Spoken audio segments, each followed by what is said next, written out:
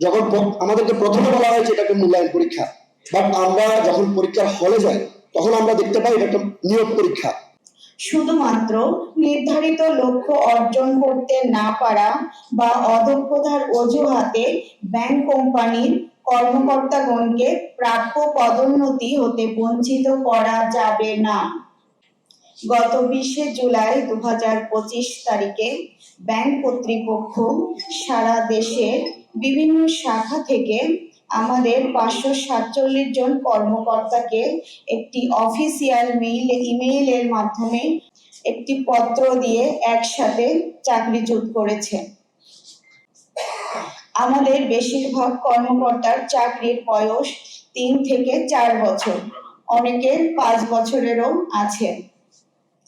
চাকরিকালীন আমাদের উপর অর্পিত সকল দায়িত্ব দক্ষতা ও নিষ্ঠার সাথে যথাযথভাবে পালন করে এসেছি। এই সময়ে ব্যক্তিগত আচরণ, দায়িত্ব বা কর্তব্যের অবহেলা ইত্যাদি সম্পর্কে আমাদের বিরুদ্ধে লিখিত বা মৌখিক কোনো অভিযোগ নাই। চাকরিচ্যুতের জন্য আদৌ কোনো যৌক্তিক কারণ না থাকা সত্ত্বেও সম্পূর্ণ উদ্দেশ্যমূলকভাবে মিথ্যা অজুহাতে আমাদের অপসারণ করা হয়েছে। পরিকল্পিতভাবে আমাদের মূল্যায়ন টেস্টটাকে চাকরিচ্যুতের কারণ হিসাবে বিভিন্ন মিডিয়া, গণমাধ্যম ও পত্রিকায় দেখানো হচ্ছে। উল্লেখ্য যে বাংলাদেশ ব্যাংকের 25শে জানুয়ারি 2022 তারিখে জারিকৃত BRPD সার্কুলার নম্বর 4 এর 3.6 ক্রমিকে নিম্নরূপ নির্দেশনা প্রদান করা হয়েছে। শুধুমাত্র নির্ধারিত লক্ষ্য অর্জন করতে না পারা বা অদক্ষতার অজুহাতে ব্যাংক কোম্পানির কর্মকর্তাগণকে প্রাপ্য পদোন্নতি হতে বঞ্চিত করা যাবে না। এমত অবস্থায় ব্যাংক কর্তৃপক্ষের কাছে আমাদের চাকরিতে পুনর্বহাল সহ নিম্নোক্ত 7 দফা পেশ করছি। 1. সকল চাকরিচ্যুত কর্মকর্তাদের তাদের স্বপদে স্ব-শাখায় বহাল করতে হবে।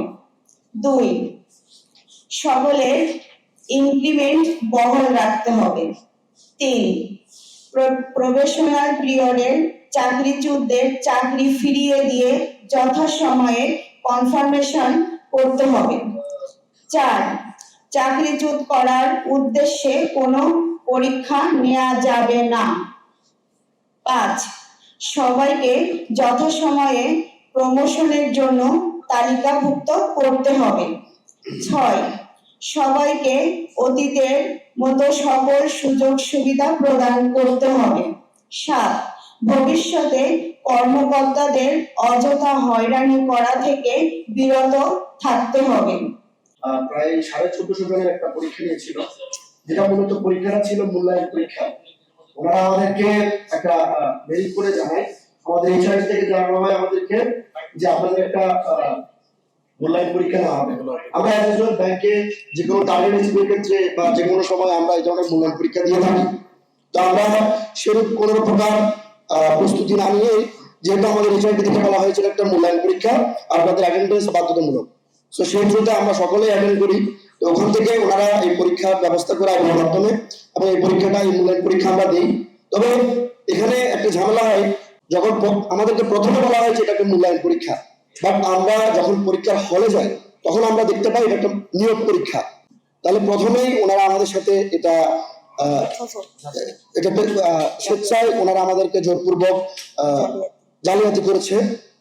কেননা আমি যখন চাকরিতে জয়েন করি তখন আমি সব ধরনের ওনাদের নিয়ম কারণ মেনে আমি চাকরিতে জয়েন করি। ওনাদের যে সমস্ত রিকোয়ারমেন্ট ছিল সবকিছু ফুলফিল করে আমি চাকরিতে জয়েন করি। তাহলে চাকরির 3 থেকে 4 বছর 5 বছর অবস্থায় গিয়ে কেন আমি আবার নতুন করে নিয়োগ পরীক্ষা দিব? তাহলে নিঃসন্দেহে এটা একটা উদ্দেশ্য প্রণোদিত। যেহেতু মূল্যায়ন পরীক্ষা এক একজন এক এক রকম করে প্রিপারেশন নিয়েছিল, তো সেখানে 1450 জন থেকে আমাদের 547 জনকে অকৃতকার্য হিসেবে বিনা কারণে বিনা নোটিশে তারা টার্মিনেট করে, এবং এরা পরীক্ষার কোনো ফলাফলও তারা প্রকাশ করেনি। শুধুমাত্র ইমেলের মাধ্যমে পরবর্তী কোনো প্রকার আমাদেরকে নোটিশ না দিয়ে তারা হঠাৎ করে একদিন আমাদের বিকাল 5টায় আমাদেরকে ইমেল করে যে আমাদেরকে টার্মিনেট করা হয়েছে। এভাবে পুরো বাংলাদেশ থেকে 64 জেলা থেকে তারা 547 জনকে টোটাল টার্মিনেট করেছে।